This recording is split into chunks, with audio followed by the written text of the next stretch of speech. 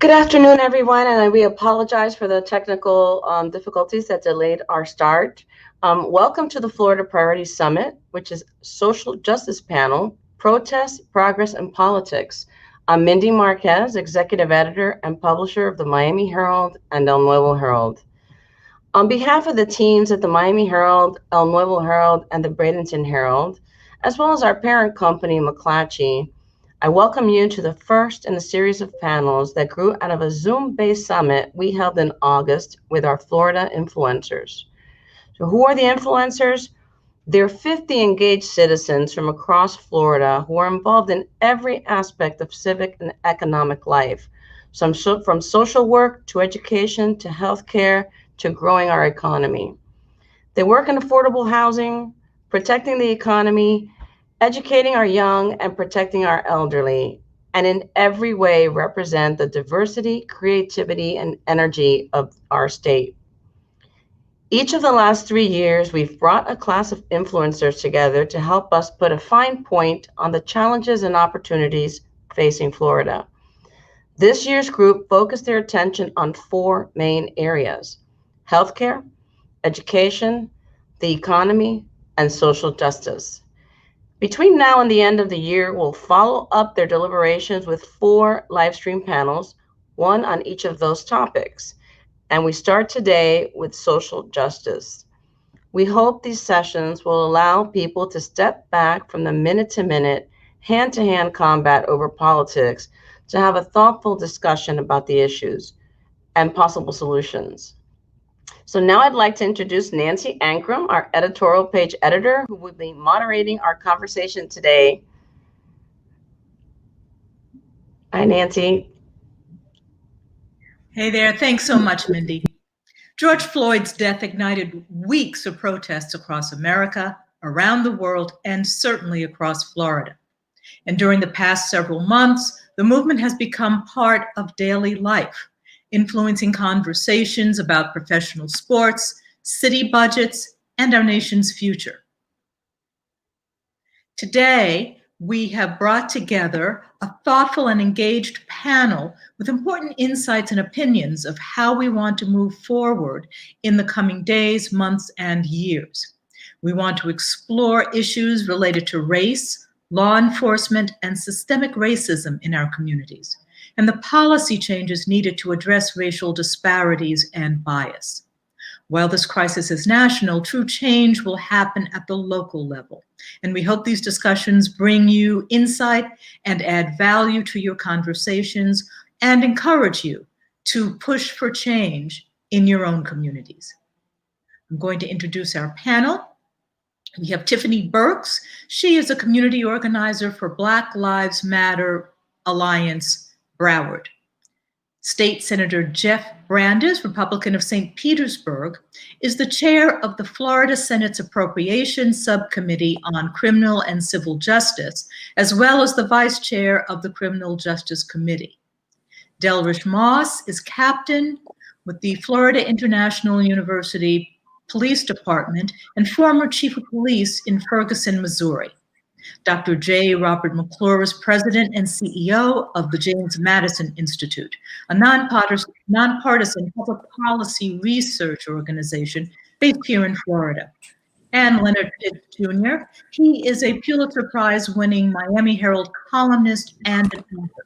His work frequently deals with issues of race in America. Some of our questions have come from our audience and some are from me. Let's get started.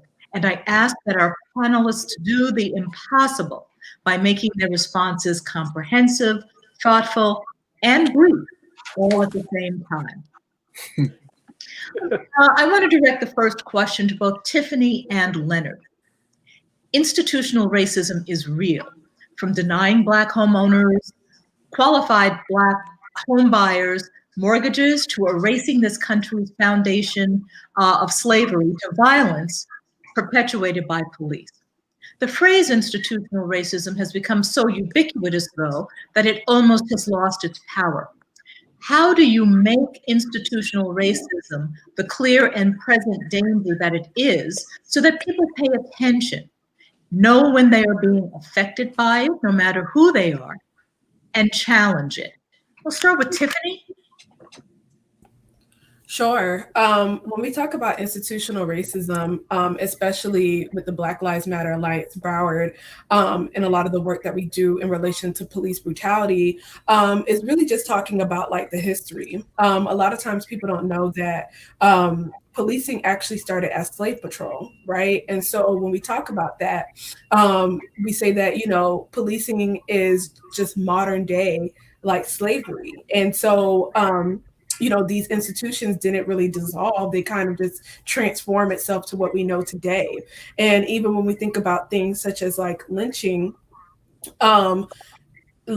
Florida led historically with lynching per capita in the entire country. So a lot of times people don't even think that Florida is considered as part of the South, right? But when you think about like per capita, we led with lynching, and those are the same statistics that we find with police brutality. Like Florida actually leads per capita when it comes down to police violence and police shootings. And so you kind of see some of that direct correlation.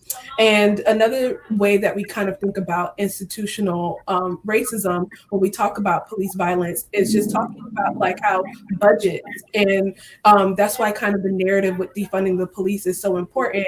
Budgets is super important when we think about trying to frame the conversation with institutional racism, because they're kind of moral documents, right? And what you see when you look at budgets from different cities across Broward, and I'm sure this is true across the state of Florida, is that a lot of departments are spending an overwhelming amount on their police budgets, right? So when we say like funding the police, you're actually addressing institutional racism, because we want more resources and funding to be reallocated to affordable housing, people to have access to livable wage, healthcare, different things that when you think about communities of color and marginalized communities are at a disadvantage when it comes down to accessing healthcare, affordable housing, and livable wages. So talking about it from that framework is super important. We kind of drill it down to like the actual examples and the campaigns that we're working on, which is okay.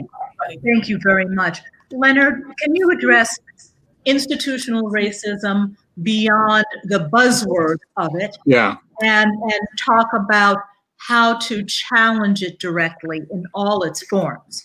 I think part of the difficulty in talking about institutional racism is that, particularly those who don't have a lot of experience in talking about this subject, is that there's always a tendency to want to personalize it and to feel as if I myself am being personally attacked or my profession is being personally attacked.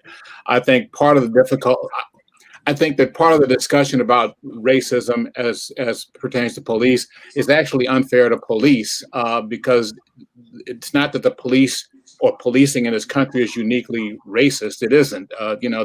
The medical profession, healthcare has racial disparities. Journalism has racial disparities.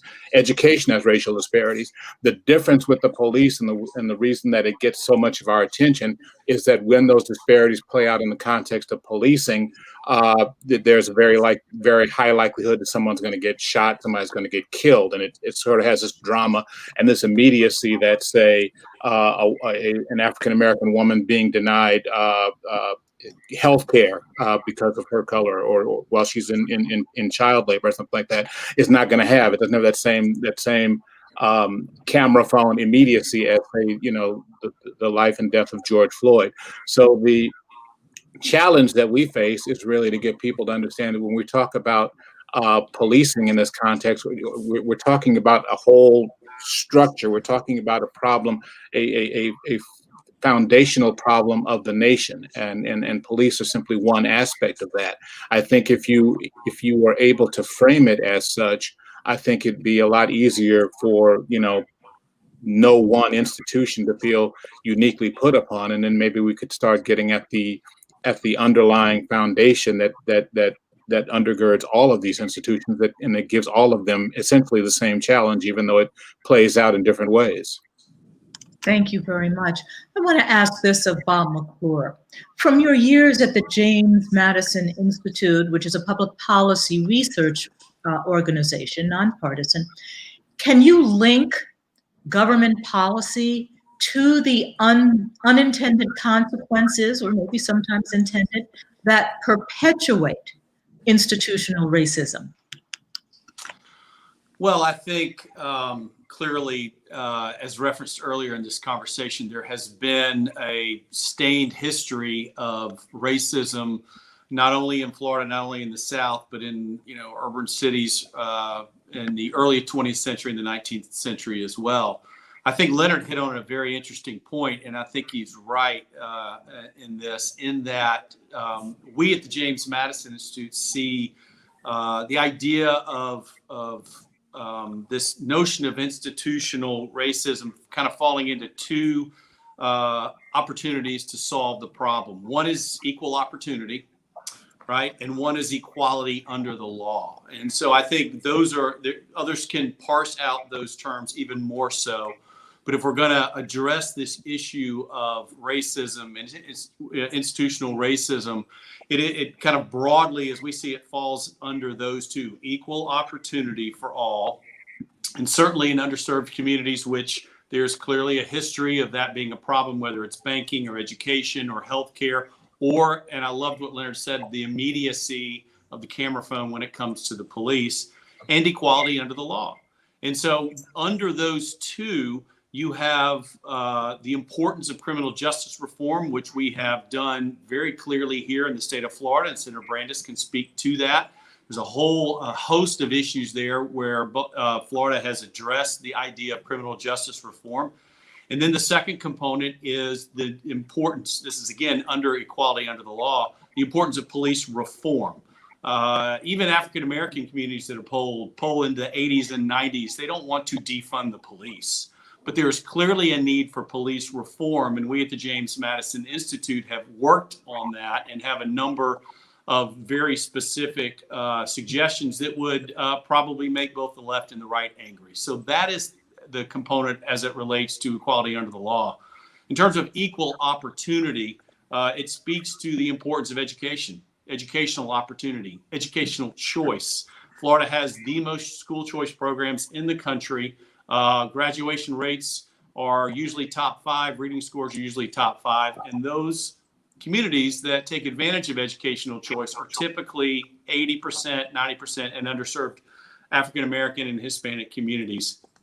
The other is economic opportunity and job creation, not government dependence, but the opportunity to build wealth, to chase one's version of the American dream. That's not unique to any community, but it has been a problem in underserved communities.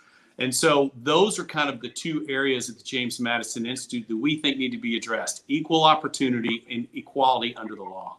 Let me ask you just a quick follow-up. Building wealth, how clearly includes having a home, having equity in a home to pass to your children. However, when a bank denies a mortgage to, let's say, an educated and qualified potential homeowner, that is a roadblock. How is James Madison addressing that? How do people who are aggrieved in this way get a toehold in the well-financed, well-entrenched banking community to make that change? Is this something that the Institute's working on? Specifically, that is not an issue that we have focused on. And I think Senator Brandes, in his role in leadership at the legislative level, can speak to that. But I will speak broadly to that. You're absolutely right. One who qualifies, one who has opportunity in communities should have the ability to purchase, mortgage, a house, because you're right, that is one avenue. It's not the only avenue, but it's one avenue to generational wealth to be passed on to one's children and grandchildren. And so I think there are lots of things that can be done. I think the senator would have a better understanding specifically as it relates to that issue in banking and mortgage. Thank you. My next question is for Senator Brandes. Jeff Brandes, can you address briefly what Bob has pitched? Sure. No, federal law already basically states that you can't discriminate in mortgages, and when we do, I've sat on a bank board, and when you did, when questions of that came up, Usually it involved a federal investigation with federal housing officials that they would want to look at your book of mortgages when banks have that. So I think banks are heavily incentivized to make sure that whatever practices they're following as far as underwriting they go above and beyond when they look at discrimination. And it's, if you come across instances where that's not happening, we need to reach out to the federal banking regulators because they take that very, very seriously. My question to you is, as a state senator, you've taken the lead in prison reform in the state. The violence perpetuated by both inmates and correction officers has been horrific. Though a bipartisan group of your colleagues in the Senate are in sync with your views, House colleagues have not been on board. What is going to move this forward? Well, I think the first thing we need to do is establish a common vision for what we want our criminal justice system to look like, and what is our overriding vision for both, diversion on the front end when people are incarcerated, what that vision needs to look like, and then upon reentry, how are we going to reenter people into society so that they continue to practice the behaviors that we would expect in a civilized society and not recommit new crimes. So I think it's really kind of this conversation about establishing a common vision. But we have huge problems in our prison system, and there's no doubt about that. It's one of the most challenging areas of public policy to work on.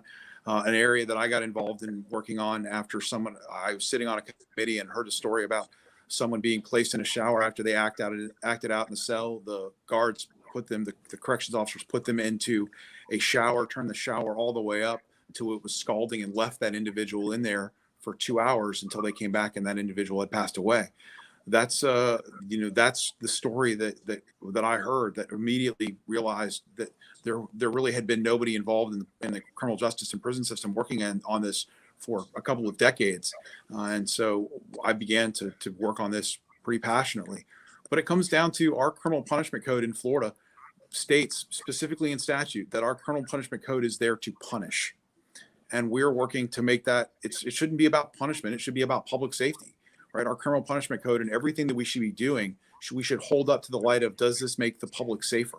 And not just punishment, because, making sure that somebody, when they reenter society, has been reformed should be a major part of what we're working on. It's not just about punishment.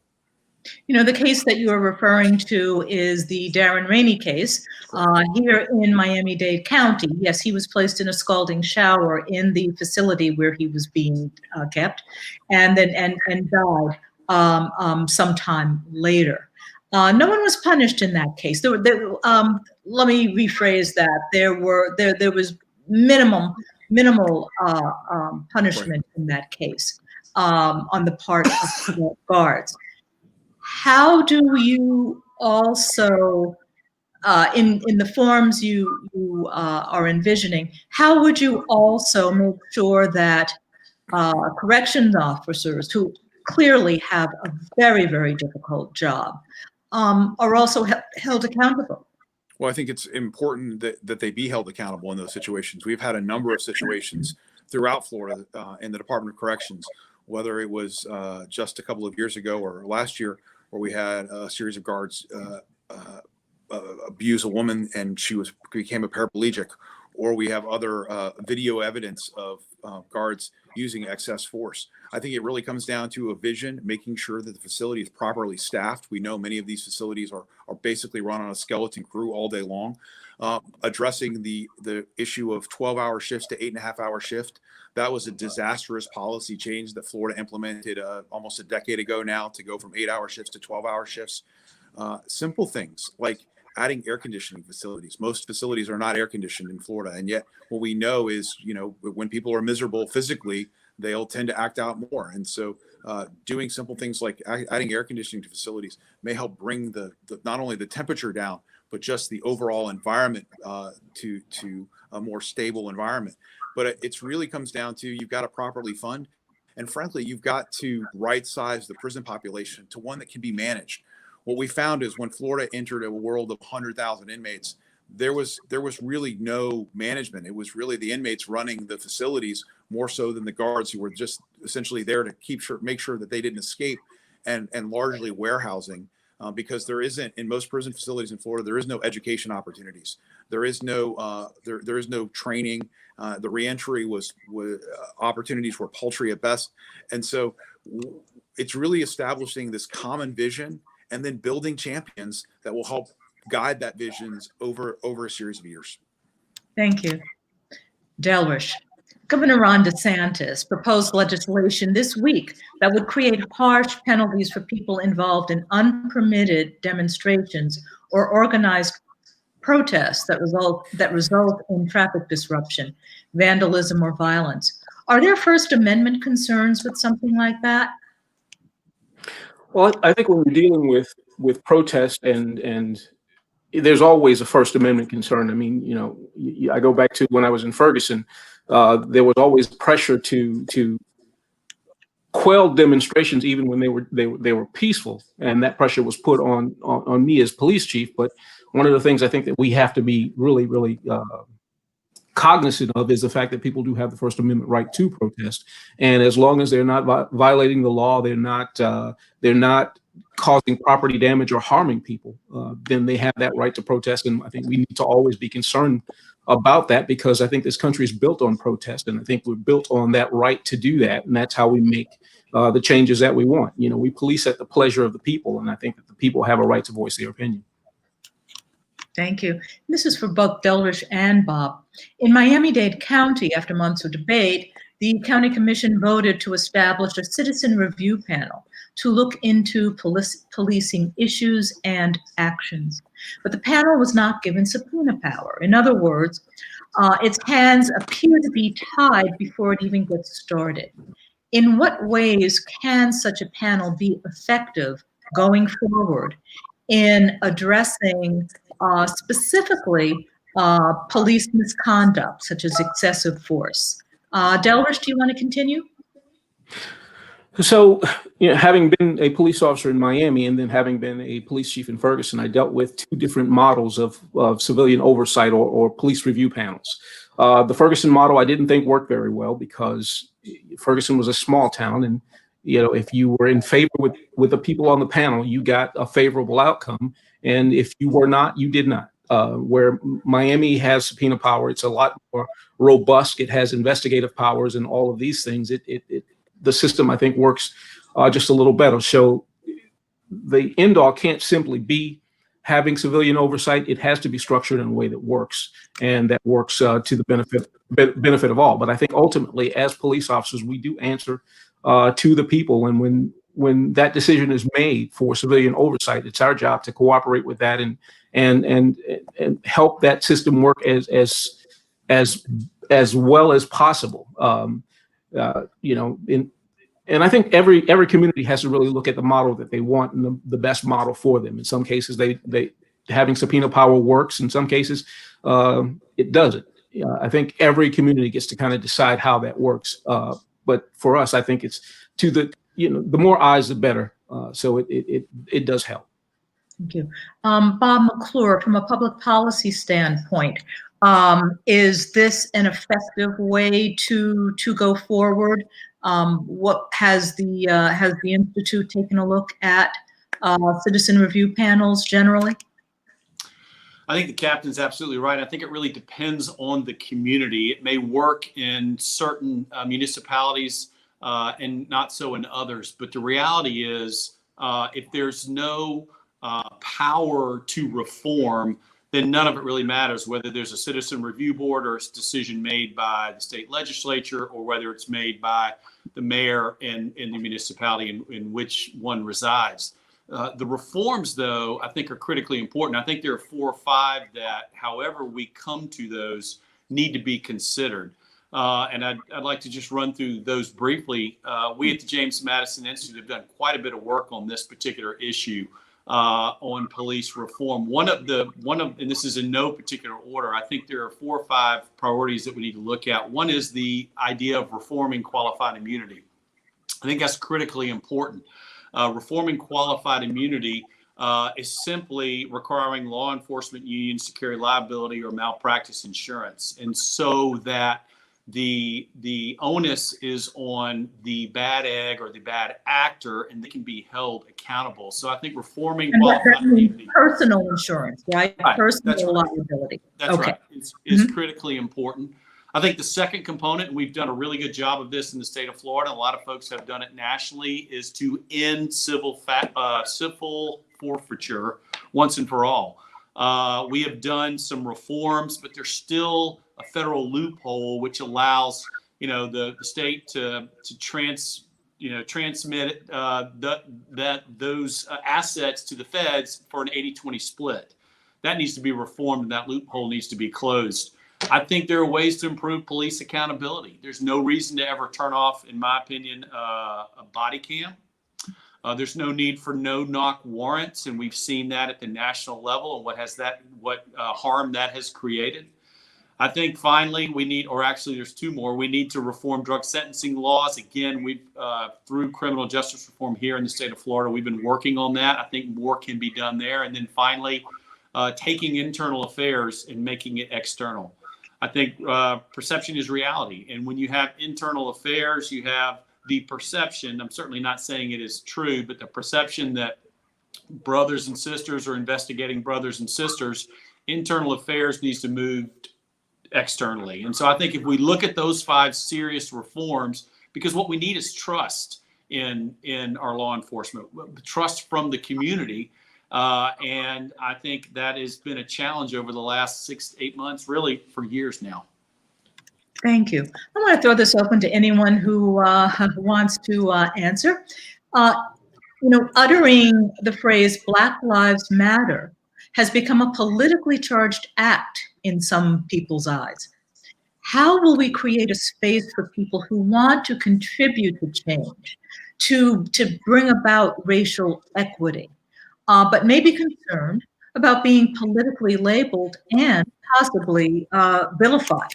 I'll throw that to Tiffany, but anyone, please. I would say the number one thing is to join a community of people that can help support and uplift you and really kind of give you tools to help combat that, right? Black Lives Matter is a movement that is really rooted in love and wanting to transform our communities and ourselves, right? In the world that we live in. And so I think that doing it in community is the best way, because trying to do it alone is hard. It's tough, but I've been a part of the Alliance for over 4.5 years, and I think that is what has helped keep me going, is getting that encouragement and that hope from other people who have similar ideals. So I would say join a community of other folks who are working towards making these changes, a local group that have BLM as part of their core values. Yeah, if I hear you correctly, and you tell me if I've got this wrong, what you're essentially asking is finding ways to protest that will not create some sense of acrimony or make you feel politically isolated or whatever. Well, not just about protesting, but just merely affirming that an individual, no matter their color, believes Black Lives Matter. Yes, protests, but also just as a statement of personal principle and belief. And I think it's a sad statement in our country when that's a controversial thing to say. When people fail to understand, or more accurately, pretend not to understand what that expression is saying, I think that it speaks to larger and deeper structural issues going on with this country. Every time I hear someone criticizing people who have organized under that banner, I struggle to recall, and as you know, Nancy, I'm something of a history buff. I struggle to recall a time since the end of the Civil War in 1865 when African Americans found a way to protest that all of their critics said, okay, that's the one. You're doing it right now. We tend to look back on the Civil Rights era and Dr. King with sort of these sepia tones and this sort of romanticization, which doesn't take into account the fact that there's a reason that Dr. King was stoned in Chicago, punched in Selma, and finally shot in Memphis. Martin Luther King and the civil rights structure were not liked. Nobody who has protested, whether they said Black Lives Matter, whether they even said go back to Africa, as Marcus Garvey did, has ever been able to do so without arousing, anger and angst among those they were protesting against. Got it. Who else would like to weigh in here? I would like to hear from Senator Brandes, Bob McClure. Black Lives Matter. What does it mean to you? Is it triggering in any way, or? Well, let's go back to the previous question, because I think the key there is that you're building a relationship, right? You're building a relationship with members of the legislature or members of your city council. It's not that it's not a one and done conversation. It's that you're having an ongoing relationship and sharing your vision for your community with those elected officials. I think that's the key. You want to be that resource for them when they have these tough questions or these tough issues that they're dealing with, and you want to have that cordial relationship. You may not always agree on certain issues. That's the nature of the political world that we live in. But it's also important that they see you as a trusted voice in the community on a topic that's incredibly important to you, and that you're helping to share your vision for your community in a way that they can understand, and the way they can get their arms around. Got it. Bob McClure? I think what was referenced earlier is this idea of love. I would add to that the idea of service and working together. I think too often the confusion comes when people see property damage and rioting and those kinds of things, and they equate it with what we were just talking about previously, which is not, those are not the two same things. Dr. Tony Evans, who's a pastor in Dallas, Texas, is fond of saying we need fewer seminars, we need more service. And what he means by that is not that we don't need seminars, but we kind of need to stand shoulder to shoulder in our own communities, across neighborhoods, across school zones, across what we do for a living, to work together. And that's where relationally, as has already been mentioned, that's where the rubber meets the road. And so the more we serve together, work together, the less we misunderstand one another and make judgments rashly or otherwise that we see on TV or read about in the newspaper. Can I? Please. Yeah, I just want to say that I tend to agree, but if I may be the neighborhood cynic here, I think part of the reason that people conflate Black Lives Matter with the street violence that they see is that they do it intentionally. I don't think that this is always, or even most of the time, a well-intentioned mistake. I think that they make this conflation, they draw this line because it spares them from having to deal with the issues that are raised by Black Lives Matter. Again, I go back to Dr. King.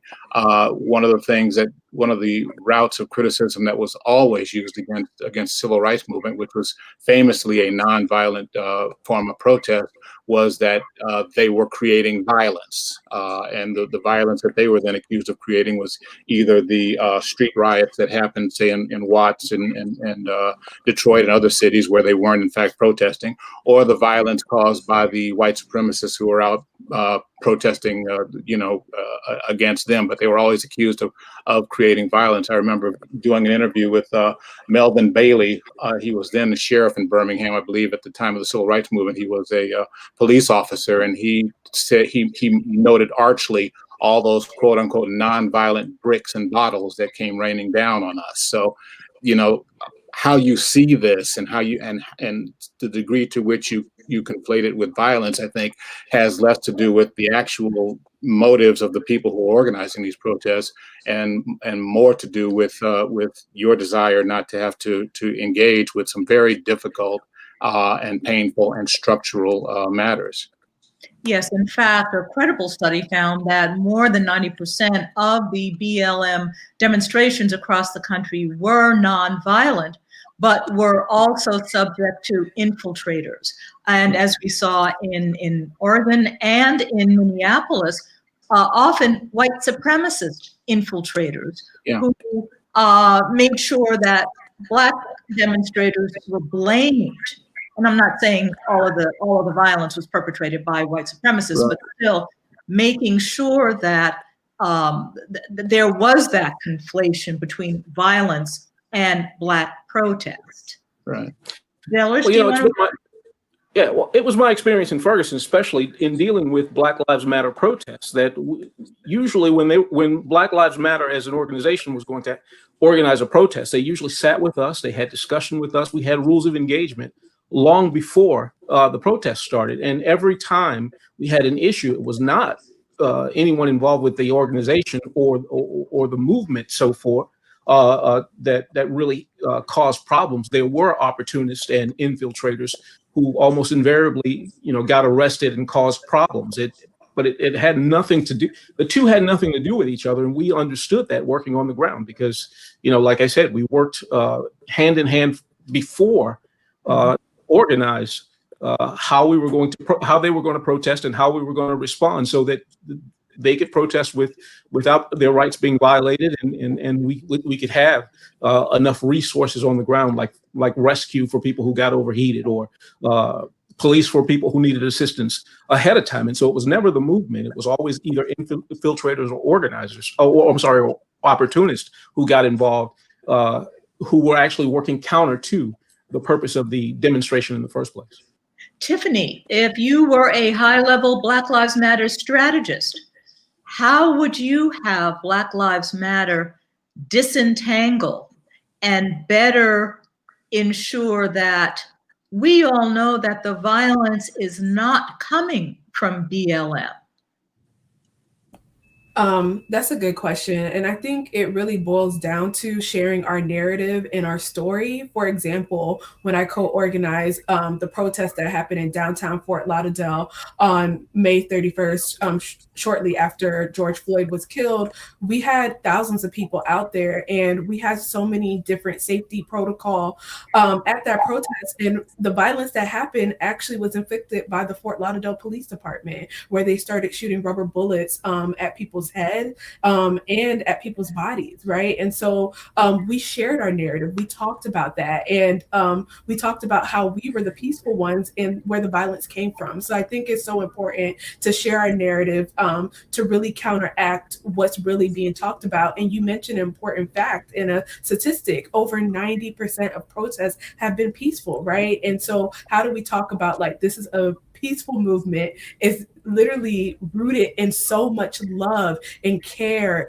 and wanting to see communities transform. So anything that is said outside of that is really not aligned with the movement. It's lies. And so it's really counteracting those lies and those clickbaits that we hear, and really being able to share our own stories and our own narratives about how peaceful this movement is, how much is rooted in love and transformation, because that's exactly what it is. We want the violence to end. That's why we're protesting after George Floyd, Jacob Blake, and all these people who are actually being killed by police violence. We want the violence to stop. We want it to end. And so that's why it's so important for us to come on these panels and have these conversations to share our narrative, because we know the movement's not rooted in any form of violence. We're not out here to hurt or harm anybody. We want to actually see the harm and the hurt ended. So, yeah.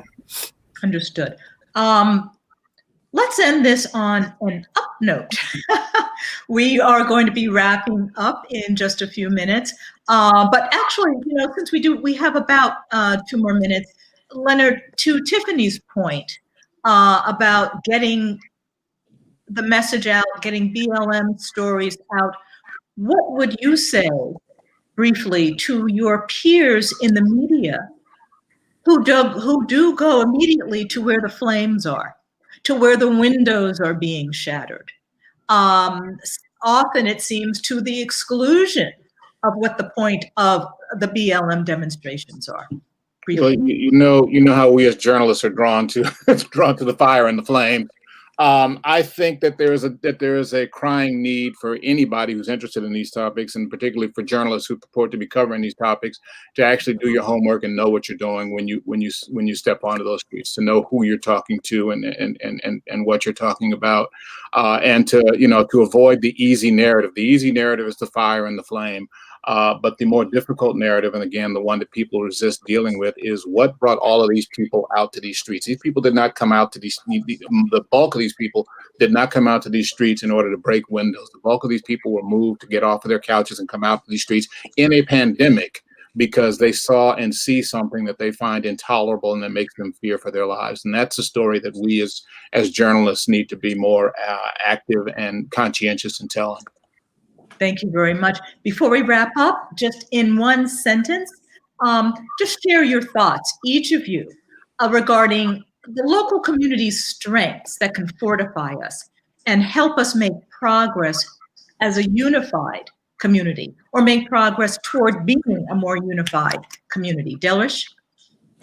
Well, I think one of the things that we need to do is we need to have more dialogue, and I don't mean just these types of dialogue, but dialogue across, across all spectrums, because I think when we're talking to each other, we're not shouting at each other, and really just have to start listening rather than injecting our opinions. Because when someone tells you that they're hurting, they probably are, and there is probably room to deal with that in a much more productive way.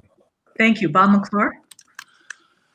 I would agree with the captain, and I would go back to what Dr. Tony Evans said. Pastor in Dallas, Texas, we need more service and fewer seminars. Not that we need fewer seminars per se, but we need to work together, shoulder to shoulder, break bread together, worship together, work together, and serve our communities together. And I think the more opportunities that we have collectively to do that, the more successful we can be in overcoming all these challenges that we've been discussing over the last hour.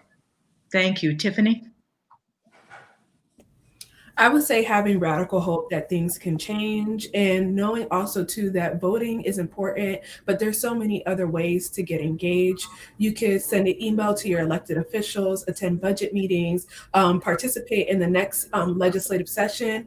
As many folks know, Governor DeSantis has recently come out with something that is actually trying to counteract all the great work that has happened in protesting and in the streets and through politics over the last couple of months. And so just educating yourself on things beyond voting, such as legislative sessions, so we know that we could go to those things and really counteract a lot of these things that are going to try to dismantle a lot of the hard work that has been done. So just really having that radical hope and keeping that in mind as the work continues. Thank you. Jeff Brandes? Absolutely. It really comes down to having a vision for what you want your community to be and sharing that vision with the people that are elected to help carry that vision forward, and building a relationship. I can't express enough how important it is to build a long-term relationship, that it's not we don't just spend one time meeting with somebody and think that that's it. It's building that trusted relationship, carrying forward with that vision, and making sure and holding accountable that they're carrying through with the vision that you've expressed to them, if you can find a way to agree on it. Thank you. Leonard, last word? I will co-sign the captain. You have to understand that the change that we want, that we talk about, will not happen accidental. So there is a requirement that we be intentional in seeking out marginalized people who are not like us, maybe even marginalized people who make us uncomfortable. Find those people, put yourself in those places, and then have the humility to shut up and listen. Well, amen to that.